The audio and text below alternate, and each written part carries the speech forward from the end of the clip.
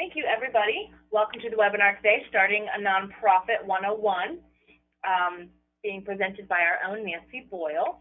Thank you for joining us and for answering the survey. My name is Allie Stevens, the disembodied voice in the background. In case you are unfamiliar with us, we are part of a statewide network, and our mission is to help your small businesses and nonprofits start, grow, and succeed. We do this by offering training and webinars like today, but also by providing no-cost, confidential consulting in all aspects of business and nonprofit management and growth. Topics like business plan review or strategic planning, marketing strategy, financial analysis, and so much more. And we're also now offering consulting during non-business hours, so you can set up a meeting with us at 6 a.m. or 6 p.m. or Saturday afternoon if it suits you. All of our contact information will be displayed in the presentation, and then also I'll add it in the chat box, and you'll get it in the follow-up email that'll be sent after we close the webinar today. So if you're interested in following up with us to either make one of those no-cost appointments or to find more training, you will be able to do so. Quick housekeeping, this session is being recorded, and the link will be sent out to everybody this afternoon along with a quick survey. Let us know how you thought it went. If you have any questions throughout the webinar, please type them into the question section of your control panel, and we will address them either throughout the presentation or at the end. And there's also a handout available for download that Nancy will mention in her presentation, but it's in your control panel under the handout section. If you just open that, you can download it. It's a Word document. So without any further ado, I'm going to hand it over to Nancy. Take it away. Thank you, Allie, and welcome everybody. So we're all getting ready to find out how to start your nonprofit. If each of you would do me a favor, please, and in the question area, just put down what kind of nonprofit or what your mission is, who you're going to serve. I want to start a nonprofit to serve teenage girls aged 12 through 16, so that we have an idea what it is that you're looking for, and that we can go ahead and kind of gear this presentation to the type of nonprofit that you guys want to start. Okay, so let's start with, Allie, why is this not working? Try clicking on put your mouse on the PowerPoint and then it'll go. Oh, there we go. Okay, so our objectives today are to help you guys understand what the nonprofit sector is all about. Number one, it's very different than the for-profit sector. And if you've not worked in the nonprofit arena, then there's some little idiosyncrasies that you need to be aware of. We also want to see if your idea is sustainable. Is what you want to do, are there people out there that need those services? And then we're going to walk you through the whole startup process. So as you can see here, we have a nice group of nonprofit folks that are working towards helping out others. So here's a definition of what a nonprofit organization is. It's an organization that does not distribute its surplus funds to owners or shareholders, but instead uses them to pursue its mission. So in other words, any excess money you have left over after you pay your bills goes back into the mission of the organization. In the for-profit world, any profits that you have would go back to shareholders, perhaps. So it's sort of a distinction between the for-profit and the nonprofit world. Nonprofits, nobody owns them. It's the community at large that really, if you would talk about ownership, would own it. The people who are donating the money to it. In a for-profit business, it's the person who started the business owns the business. All right. So before you start, these are some things to think about. Are you cut out to do this? In other words, what's motivating you to start this nonprofit? Are you serving a particular population? Do you have a passion for something? Because if you move forward with this idea, understand that you will be eating, sleeping, breathing your organization 24/7. Okay, so are you cut out for that? Are you one who is able to take charge of situations? Are you comfortable asking people for money? That's sort of a big thing in the nonprofit world. Is your idea original? Or are there other people out there doing what you're doing, maybe just a little bit differently? If you're planning on serving the, like I said, say girls ages 12 through 16 or 18, who else is doing that? Who out there is competing for the fundraising dollar? Is a new nonprofit necessary? Okay. And will you fit the legal qualifications for a nonprofit? And we're going to go over those in a little bit. All right. Do you have a clearly stated mission? Everything is geared around the purpose of your organization, and that's your mission statement. So is it clearly defined? Will people understand what it is that you're trying to do? Do you have folks that are going to support your organization? Okay, let's say I wanted to open up a museum, and I'm going to call it the Museum of Nancy, and I'm going to put all my escapades in this museum. Is anybody going to want to come and see that? Well, maybe my family, but there's not a wide range of folks, I'm sure, that would be interested in that. So you really need to look at, are there enough people out there that can support this new organization so it sustains itself? Again, is a new nonprofit necessary? Or could you partner with another organization? Maybe you have a program, and we'll go back to using the idea of serving the needs of girls aged 12 to 18. Maybe you've got a financial literacy program that you feel really is important for young women to understand. How does money come in? How does it go out? What's a bank account? How do you monitor your finances? Well, you might consider partnering with another organization who also serves that same population, maybe a little differently. You might approach somebody like Pace Center for Girls and say, hey, I've got this financial literacy program I think would be beneficial for your folks. What do you think about partnering up? And you need to understand the nonprofit environment. It's very different from the for-profit. When you're in the for-profit business, you're either selling a product or selling a service. In the nonprofit arena, frequently it's services, it's programs. So how is that funded? How are you going to get enough money to sustain your organization? Because just like any business, you have to have more coming in than is going out. Okay. Couple of terms for the nonprofit world: nonprofit, not-for-profit, an NPO, which is a nonprofit organization, an NGO, which is a non-government organization, an MBO, which is mission-based organization, a charity or a charitable organization. So in order to get grants, in order to solicit donations, you need to be fall under the guidelines of the IRS guidelines for a charitable organization.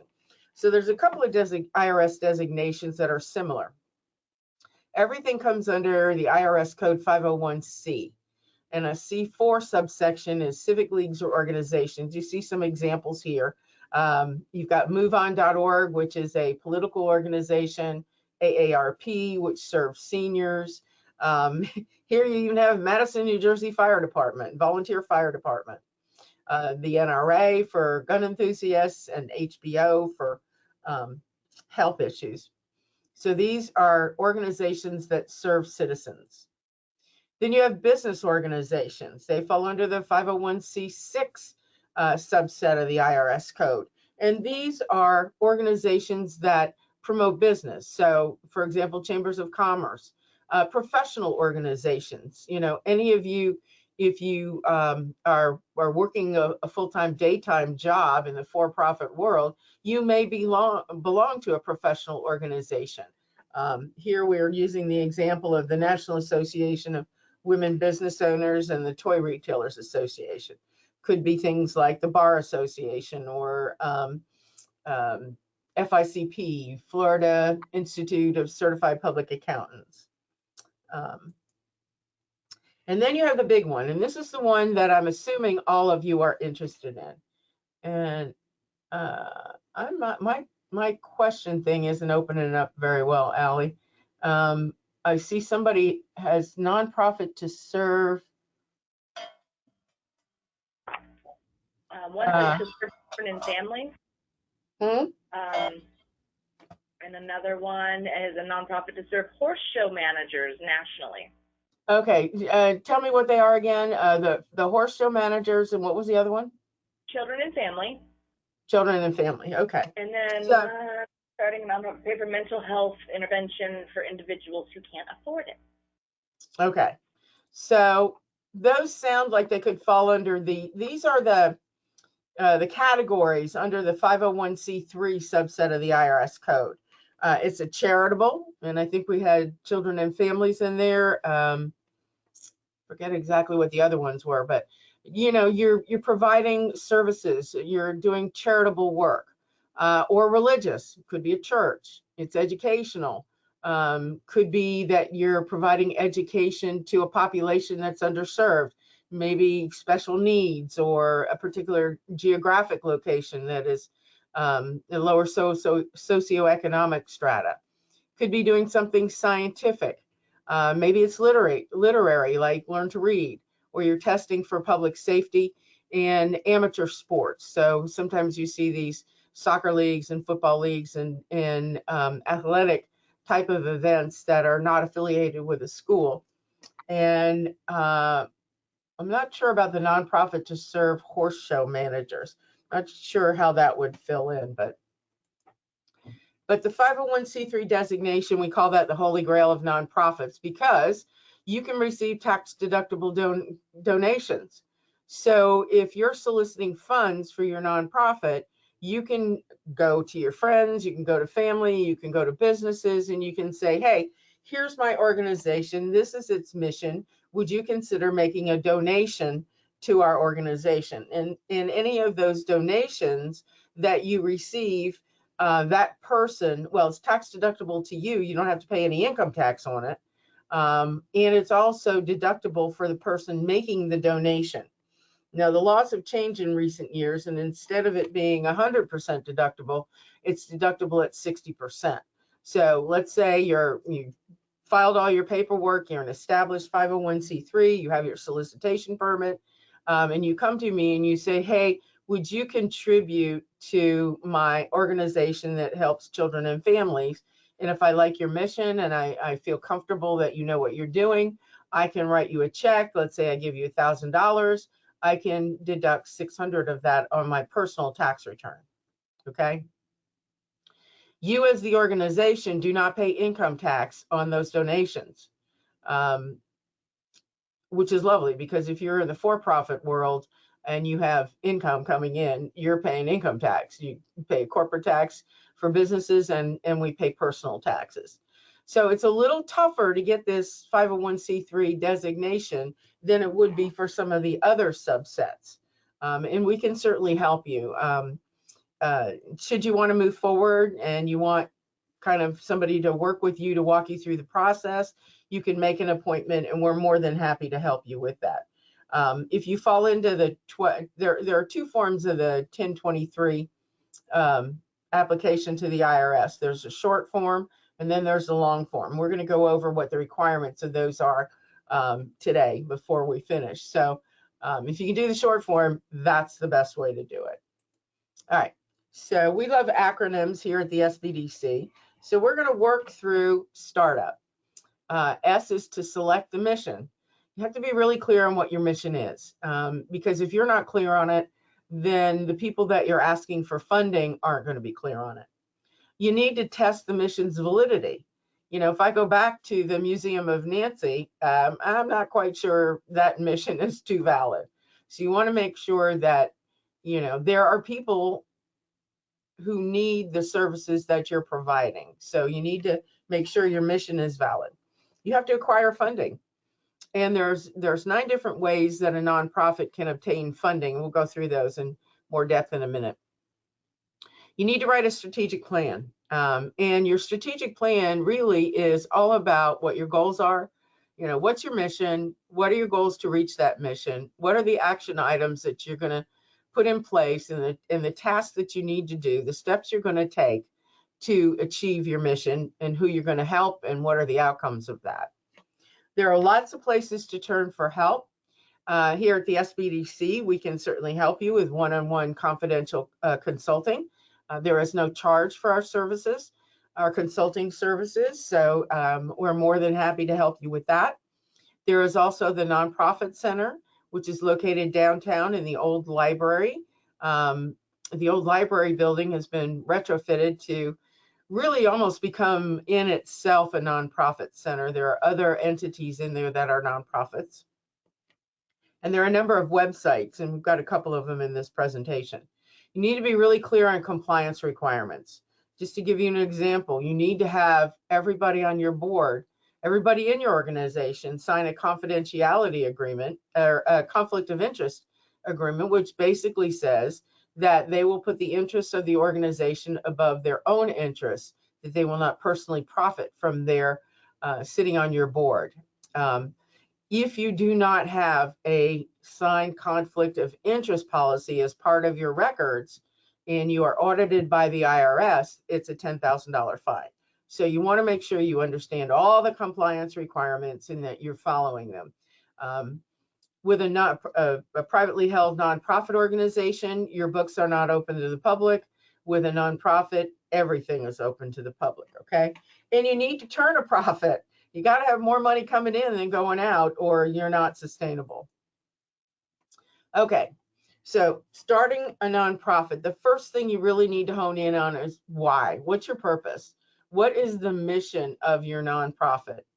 Do you have potential clients that really need your services?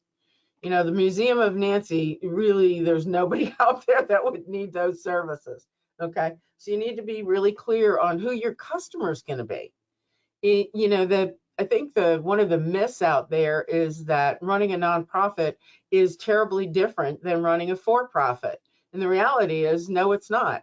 You need to know who your customer is. You need to know how you're going to reach your customer. You need to know who your competitors are. You need to have your own particular niche that you're serving. So you need to look around. Are there other nonprofits already addressing the need that you want to address? How are they doing it? And what are you going to do that's different? Okay. This is an interesting website here about fiscal sponsorship. In the for-profit world, if you are looking for funding, you can get a commercial loan. Nonprofits can also get a commercial loan if, you know, if their books are their financial picture is up to snuff and a lender wants to lend them money. But in the for-profit world, you can also sell shares in your business. You know, you can have equity ownership. So if Allie says she wants to start a business and she says, hey, would you contribute funding to my business? I can buy into her business and maybe I'm a 20% shareholder in her business. There are organizations out there that will essentially do a similar type of thing for nonprofits to help them get started. And it's called fiscal sponsorship. So there may be a large nonprofit out there in the world, and they believe in your mission, and they are willing to help fund you, and then you're going to pay them a fee. Excuse me. So it's something to think about. You know, it's not right for everybody, but you fall under their 501c3 while you're getting started. So that website is something for you to check out. Really think about what help you might need, because, you know, we don't know what we don't know. And so reaching out to places like the Small Business Development Center, the Nonprofit Resource Center downtown, any of these websites to get as much information as you can. So that first website there is our SBDC website, where we have some nonprofit assistance items on there. These other two are excellent websites. GCN is the Georgia Center for Nonprofits, and they have quite a library of articles that are free. So you can go to their website, go to their resource library, and click on any category, whether it's board development, whether it's fundraising, whether it's compliance, whatever those issues are. There's a wealth of knowledge on the GCN website. Boardsource.org is another excellent website where you can get information on developing your board, how to identify good board members, how to run a board meeting. how to do a board orientation, all of those things. And again, the SBDC can help you with that on a one-to-one basis. So let's talk about your mission statement. You must have a mission statement because it's required. When you go to file your paperwork with the state of Florida to start your corporation, then you must have your mission statement as part of that paperwork. And then it becomes written in stone, if you will. And it's also essential for branding. I think we had somebody on there. I'm not quite sure I understand the horse show managers, the purpose in that. It could be educational and might fall under the 501c3, but whatever your mission statement is there, it's important for branding. For the children and families, you want to brand that as meeting the needs of children and families.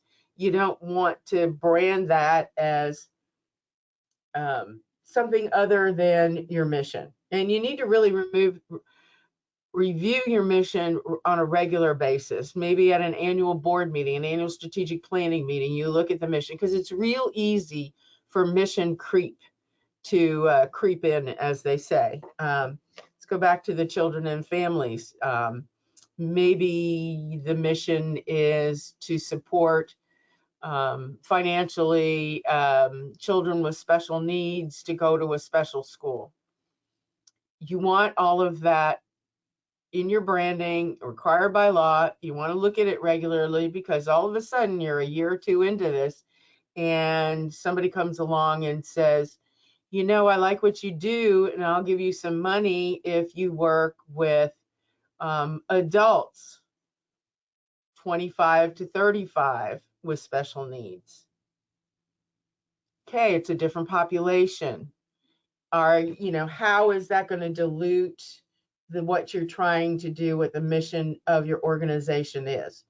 And that's not to say that you can't morph your mission or modify your mission over time as some of these things come up, but you want to make sure that you're looking at that and you're making that a conscious decision. Okay, here's an example of a mission statement, and this is from the UNF Students in Free Enterprise, or SIFE, and their mission is to bring together the top leaders of today and tomorrow to create a better, more sustainable world through the positive power of business.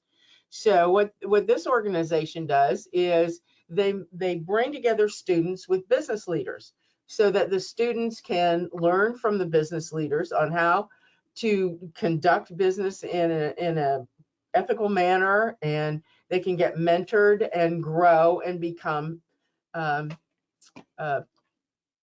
good business people. Okay, what should you name your nonprofit?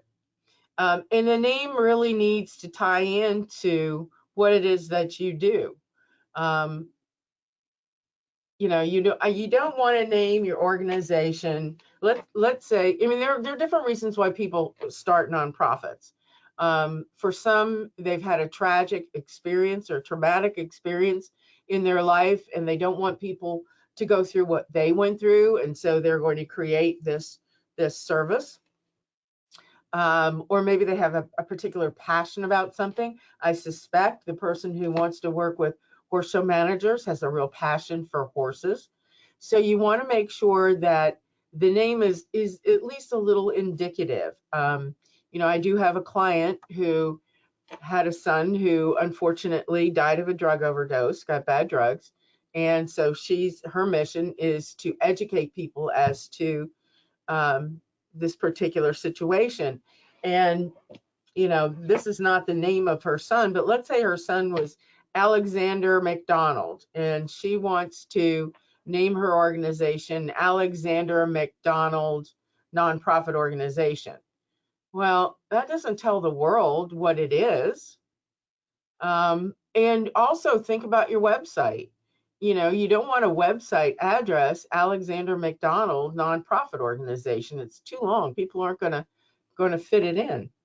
So think about what it is that is your purpose, what's your mission, and come up with a name that at least gives a little bit of a hint to the world about what you do. And you also be careful not to pick a name that's real similar to other organizations in your area. My mom, bless her heart, is on every mailing list known to God and man for nonprofit organizations. And she would get solicitations from legitimate organizations, Wounded Warriors Say or Make-A-Wish Foundation. But then she would also get solicitations from things that are similar, like, purple veterans and green veterans. I mean, obviously I'm exaggerating here. Or Let's Wish, or, I mean, the names are similar, but and what those organizations are trying to do is to sort of tag on to the reputation of an established organization. You definitely don't want to do that, because people are going to look at that and just pitch your stuff. So pick a name that is a little bit descriptive of what it is that you do, and that enables you to stand out. So when people hear the name of your organization, they know who you are and they know what you do. Okay. Nonprofit boards. A good board is a victory, not a gift. Typically, when I'm talking to folks who are wanting to start a nonprofit organization, they're looking at establishing this organization. Basically, they want to run it. They want to be the executive director. Well, nobody owns a nonprofit. It's really the board of directors that represents the community at large and has the purpose of the nonprofit in mind and the care of the nonprofit in mind. So getting the right people on your board is really, really important. And typically what happens when you're getting started, you've got friends and family that believe in your mission and they want to help you out, and they'll participate on your board. But, they may not be the best people on your board. You want people who obviously believe in your mission, but you want ambassadors. You want people who are going to go out and get money for you to sustain your board. So getting the right people on your board is really important. And then we can sort of work with you on developing your board, okay? So you want people who are well connected in the community, people who know people, who can help get you funding, that can go out in the world and spread the word, so to speak. So these are sort of the three areas of board governance. And in the beginning, what you've got, what the emphasis is on is organizing. You're filing your paperwork, you're setting up your corporation, you're coming up with your policies and procedures, you're doing strategic planning, and you're doing all of those organizing things to put this organization together. And that board sort of, once you get through that phase, then it becomes more about governing, about making sure we're continuing this process, that we're in compliance, that we're doing the right things. And then it evolves into strictly a fundraising board. Now, that's not to say that you don't do all of these things from day one. You do. It's just the major emphasis tends to be on organizing in the beginning, governing as the next step, and then heavily into fundraising. So those of you that are executive directors or that want to be executive directors, your life will be soliciting three things: good board members, money, and good volunteers. Okay. So this is the typical organizational chart, very simplified organizational chart. At the top of the chart, you have the board directors. They're the ones making the decision. Now, your board of directors, anybody on your board it's a non-paid position. You do not pay your board of directors. They are all volunteers. The executive director is essentially the hired help. It's the executive director that is going to run the day-to-day operations of the organization, and that's a paid position, as are any staff members. They're paid positions. And while you are, as a 501c3, you're tax exempt from paying income tax, any staff that you pay, any people, employees that this organization has, you do pay payroll taxes on them. So it's not 100% tax-free. So the executive director is in charge of the day-to-day operations. Now, something you might run into as you're looking for good board members and you need a minimum of 3 just to file your paperwork, just to set up your corporation. You always want an odd number of board members in case there's a decision that has to be made. You want somebody that can be the tiebreaker. But maybe you're talking to people and you'd like to get them on the board, but they can't really commit to maybe a monthly board meeting, but they believe in your mission and they're willing to be a sounding board or give you advice. And so you may have an advisory board that the executive director can go to that's different from the board of directors to get advice on particular matters.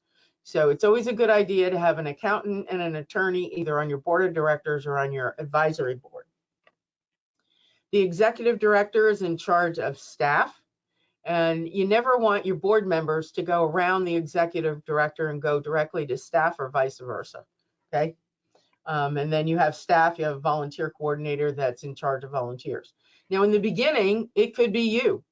You could be filling all of these roles with the exception of the 3 board members. And maybe you don't want to run the day-to-day operation. Maybe you want to be on the board. You might want to start out as the chairperson of the board, and that's fine. You'll eventually hire an executive director to run the day-to-day operations. Again, the executive director is in charge of day-to-day operations. Your advisory boards and your volunteers are also keys to running a successful organization, okay? And again, get ready for it because, like I said, anybody you talk to, you want to find out if they could be on your board, whether it's advisory or official board of directors, whether they can give you some sort of donation or in-kind donation, or they're volunteer to help you achieve your mission. Okay.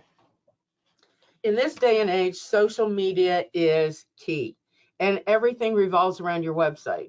So you want to think about what's the name of my organization and what's my website name. If we go back to Alexander McDonald nonprofit organization.org, that's just too long.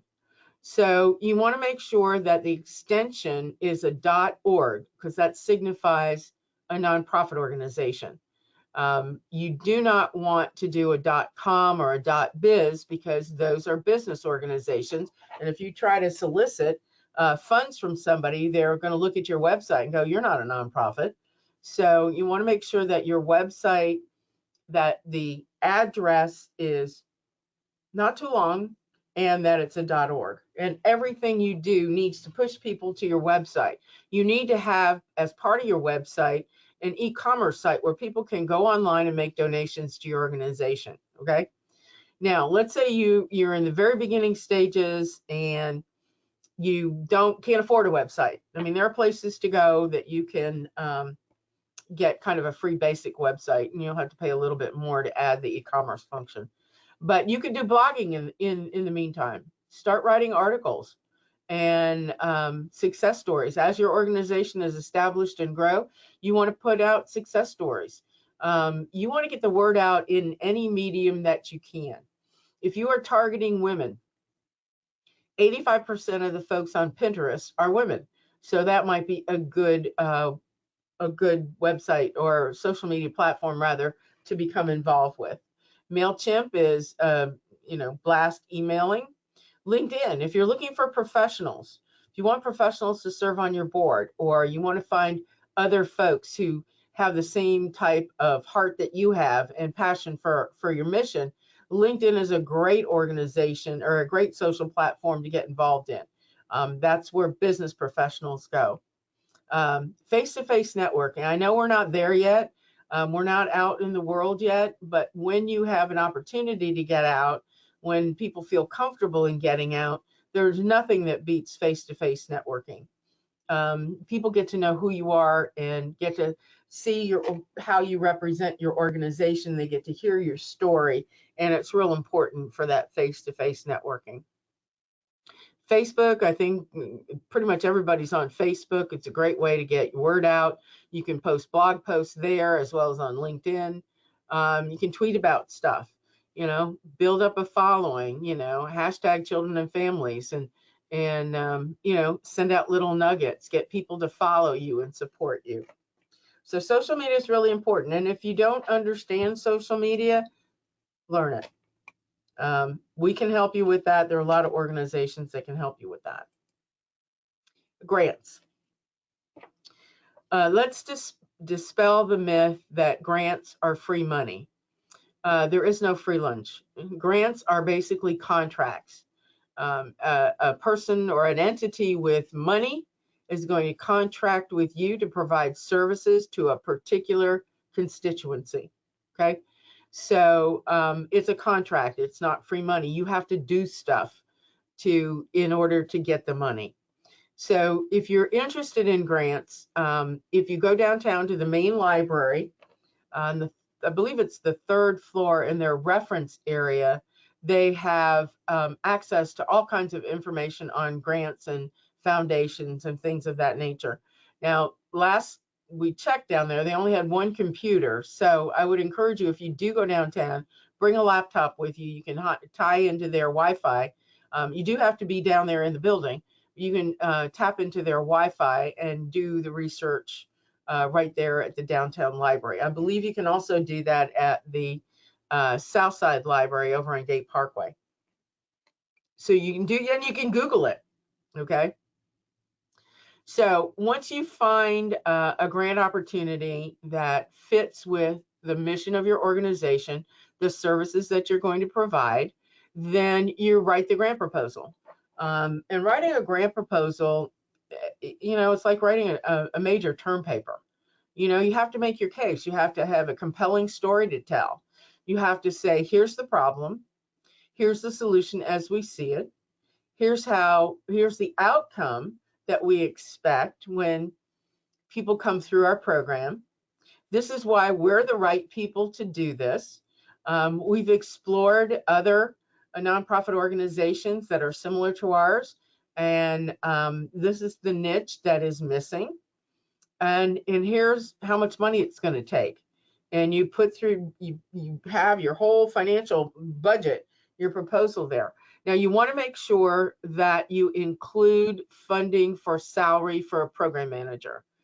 One of the challenges that nonprofit organizations have is that there really aren't funding sources out there that fund just administrative salaries. It's kind of a tough dollar to come by. They do fund salaries for people who are operating a program. So you always want to make sure that you include a line item for salaries of the participants. And usually you want to keep that salary figure to maybe 12-15% of the amount of money that you're asking for. Funding sources are interested in outcomes. They want to know, if I give you this money, what are you going to do with it? And what are the results that you expect? You want to make sure that you submit the proposal before the deadline, okay? Get it in there the day before if you can, or the morning of.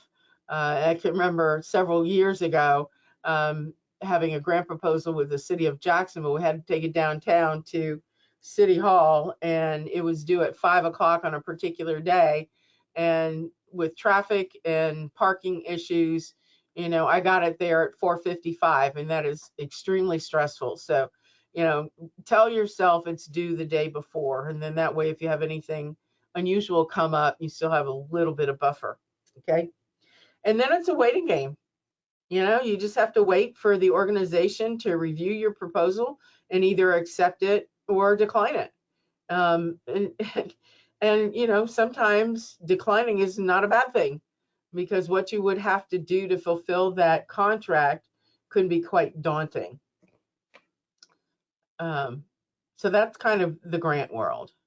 When you're looking at grant funding, the closer you are to the funding source, the easier it is. And I'm not saying it's easy necessarily, but for example, for children and families, you might target the Weaver Foundation. I know they're big proponents of PACE Center for Girls. So you might target the Weaver Foundation. They're here in town. The likelihood of them funding you is far greater than if you target a national organization, because you're in a bigger pool. And local foundations and funding sources are interested in funding the community that they are in. So, so do your research there. Okay. In the for-profit world, you either sell a product or you sell a service. That's pretty much it. In the nonprofit world, there are 9 different ways that you can generate revenue. You can sell sponsorships. So maybe you have this financial literacy program that you want to teach girls 12 through 18. You could go to a bank and say, Regions Bank, will you sponsor this program? And of course, you've done your proposal, you've got your story, you know, you're telling them what the problem is, how you're going to solve it, etc. You've got your budget, and you apply to Regions Bank to sponsor this program. Now, think about this when you are asking businesses for money for your organization. If it's a sponsorship, in other words, they give you money, you give them promotion. You put their logo on your materials. Maybe you're having a fundraising event, you put them on signage. Okay, that's a business expense for that business. They can deduct that as a business expense 100%.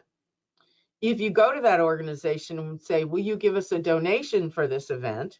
They can only deduct 60% of that. So you're more likely, or you have a larger pool to pull from if you build it in as a sponsorship. Okay, so we talked about grants. Discretionary donors, you're just asking people for money, whether it's individuals or businesses. You can fundraise in 2 ways. You can have a fundraising event. Maybe you have a gala, or you have a car wash, or a bake sale, or whatever. You have an event, and that event, the purpose of that event is to raise money for your organization. Okay. You can have a campaign, and the easiest way to understand this is the church building campaign. You want to raise X number of dollars over a particular time for this particular purpose. So it's an ongoing campaign, and you have maybe little events or little get-togethers, or you have a team that go out and solicit donations and make it a contest. But it's a campaign, so it goes over time. You can also accept in-kind goods or services. So let's say you have this fundraising event, and you want to print brochures, or you want to print t-shirts. You might go to a printer or a specialty advertising business and say, would you donate these t-shirts, or would you print these brochures? And that printer or promotional company might say, yes, we can do it for cost, and cost is 50%. So let's say the retail value of that order would be $1,000, and you're only paying $500. That company is in essence giving you an in-kind donation of $500, the difference between the $500 cost and the $1,000 retail. Or you could go to some large corporation, say Blue Cross Blue Shield, who regularly updates their computers. I'm not sure whether it's 2 years or 3 years, but the old computers that they are getting rid of are certainly modern enough that they would meet the needs of a small nonprofit organization. You could say to them, hey, we need 3 computers for this business. This is what our purpose is. Would you be willing to donate? And so let's say the value of those 3 computers is $500 each. Then that would be an in-kind donation of essentially $1,500 to your organization. And again, with any of this, you must be transparent and keep good records. Self-generated income. Let's say as part of your organization, you're going to generate some income for yourself. The best example of this is St. Jude's Children's Hospital. Okay, huge operation, huge organization. They're getting their funding from all of these ways. But one of the things that they do at holiday time is they take pictures that the children have done, and they turn them into greeting cards, and they sell the greeting cards.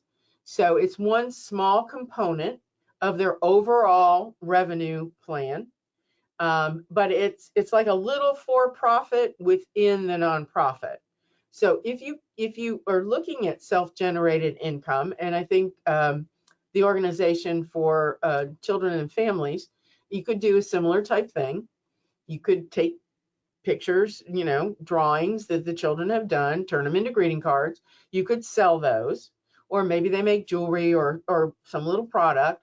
You can do that, but for that particular item or aspect of your revenue generating program, that for-profit entity, you do pay income tax on that section. Okay, so it's like you have a little for-profit business who acts like a for-profit, who is then essentially giving the excess money to the nonprofit organization.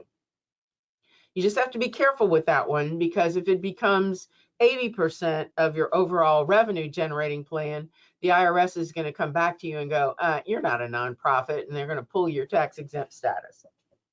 Endowments. Let's say you see a lot of this in universities. People with a lot of money will endow what we call a faculty chair. So they will put their money, a large sum of money, into an interest-bearing account. They still own that principal, but the interest that's generated from that investment goes to the nonprofit organization. So maybe you have a wealthy family in town that's going to endow you with funds, then that's how that would work. Bequeath money, people put you in their will, and when they die and their estate is settled, then you get that money. Okay, so maybe somebody really loves what it is that you do, they want to support you, and they don't have anyone else to leave their money to, they might leave it to your organization. Investments, it's okay for a nonprofit to have investments. If you have a good year, you have an extra $50,000, you maybe want to plow some of that back into the mission of the organization, but you might want to put that into some sort of a interest-bearing financial instrument. So it could be mutual funds, it could be CDs. You probably want to put it in relatively risk-free investment. As a nonprofit, you don't want to get too risky, but you can invest excess funds. Good book on nonprofit cash flow management. And this is key. Your policies around financial management really need to cover these 5 areas. Governance and accountability. Your books are open to the public.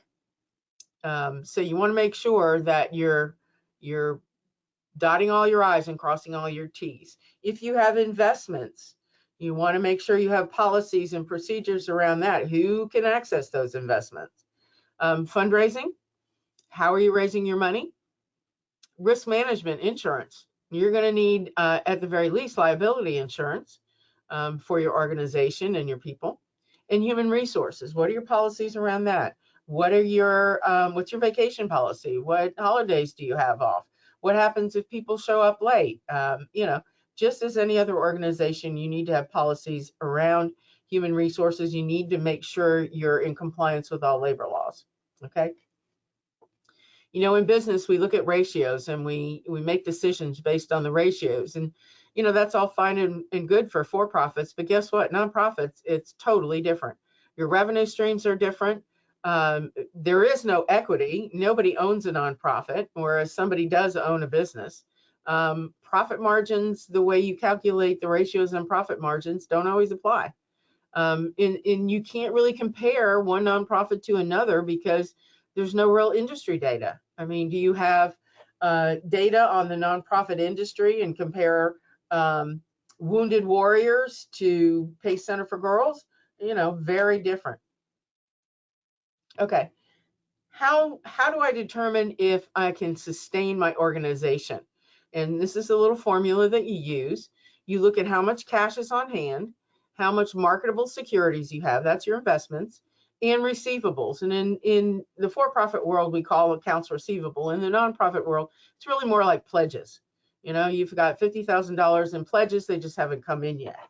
And then you divide that by the average monthly expenses to determine how much longevity you have.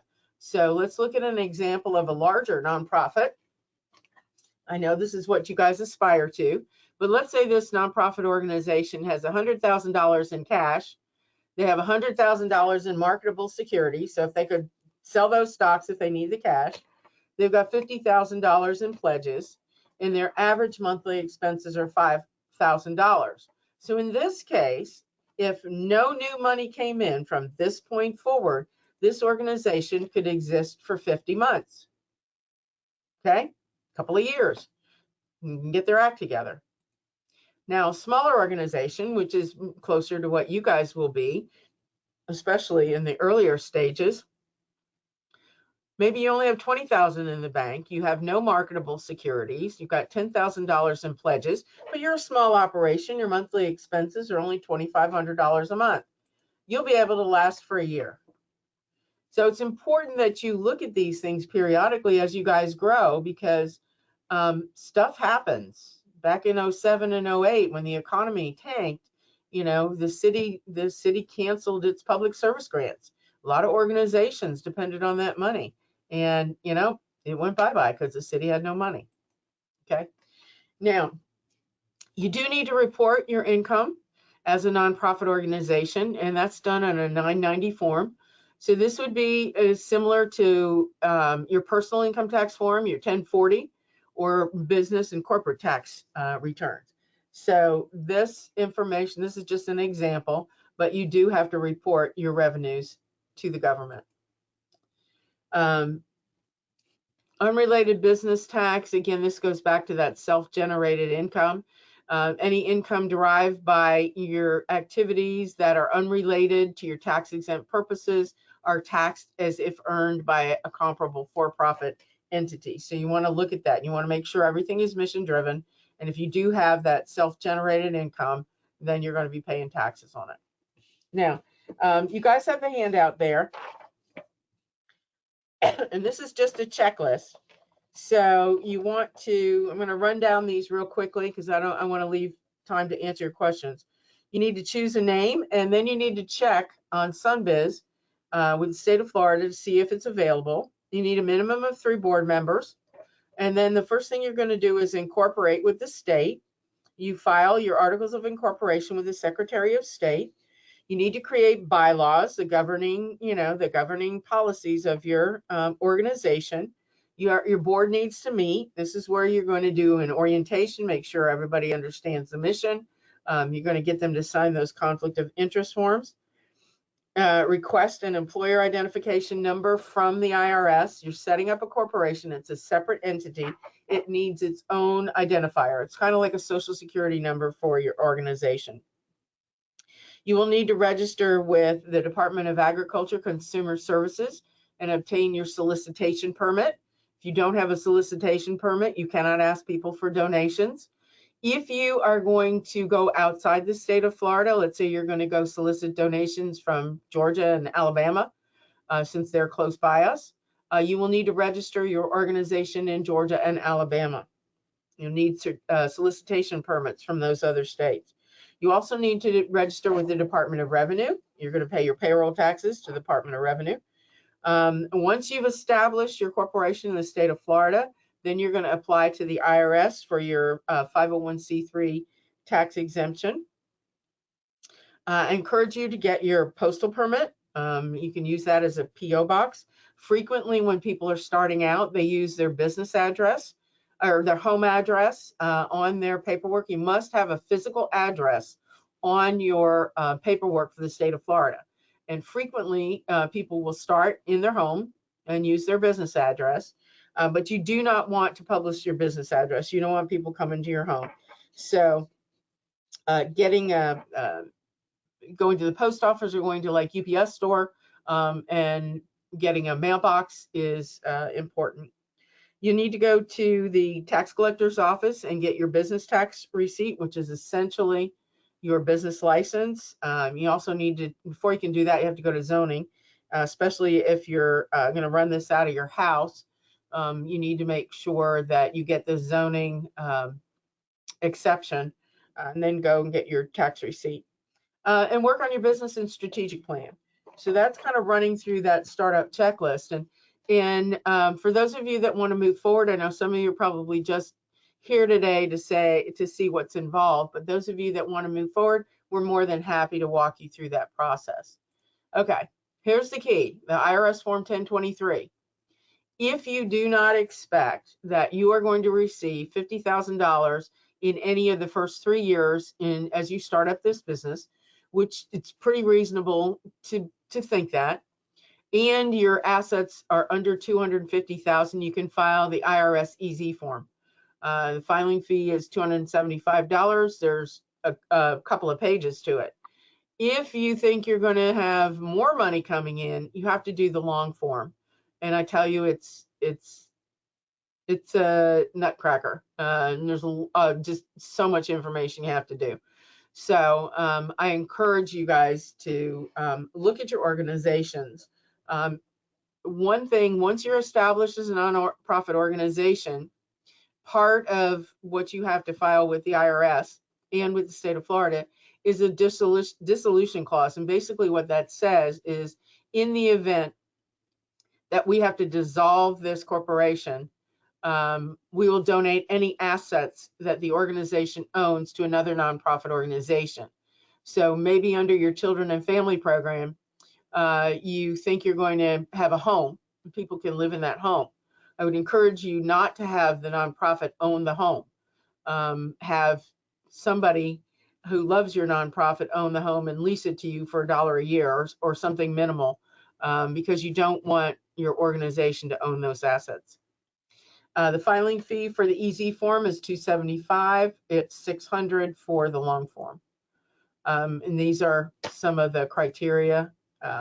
So yeah, we have a few minutes left to answer your questions. Allie, for some reason, I can't see what's in the question area. Okay. Well, let folks type that in. Let me read through these. Is the interest earned from investments taxed like the self-generated income? But that was followed with, you might have answered that, but let me say that again. Is the interest earned from investments taxed like the self-generated income? I don't believe so, but always get your accountant, your accountant or your attorney to answer that question. Awesome, thank you. Yeah, I mean, I don't want you to go on what I say. I'm not an accountant and I'm not an attorney. So you want to verify that.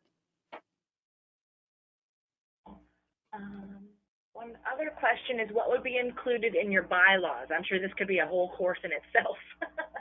Oh yeah. Yeah, I've got a bunch of handouts on bylaws, but when you're doing bylaws, you want them to be somewhat flexible.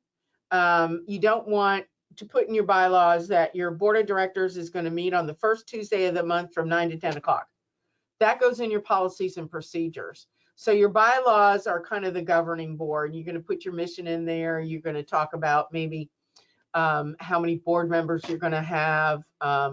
You want to keep them flexible, and yeah, there's just a lot in that. But if somebody wants to put their email address in the chat, Allie, and that you can send it to me, I can send them some information on bylaws.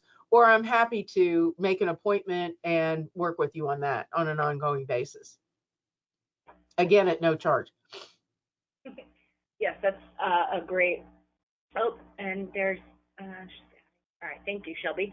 The information for making an appointment with Nancy or any of our consultants, but specifically nonprofit stuff would probably be Nancy or Melinda. That information will be sent out in that email that I mentioned will be going out in about an hour. And follow up, Nancy, I wanted to mention that part 2 webinar that's coming up in November. So you started a nonprofit, now what? So that might be the next step for folks listening today. Yeah, and I just to kind of give you an idea, we go into a deeper dive on the board, picking your board and developing your board, telling your story. So, we've just hit the surface here. Melinda or I can both walk you through the paperwork part of it. If you don't feel comfortable going online and doing it yourself, we have no problem helping with that.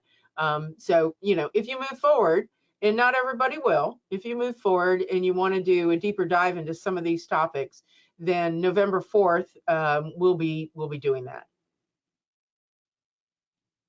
Thank you. And I'm not seeing any new questions coming in, so I think we'll go ahead and wrap it up. Nancy, thank you for an awesome presentation. Everybody listening today, Nancy really knows her stuff, so if you want to dive a little deeper, follow up with us and make an appointment to chat with Nancy one-on-one, all at no cost. Look out for that information this afternoon, and have a great weekend. Thank you. Nancy. Okay, bye. Bye.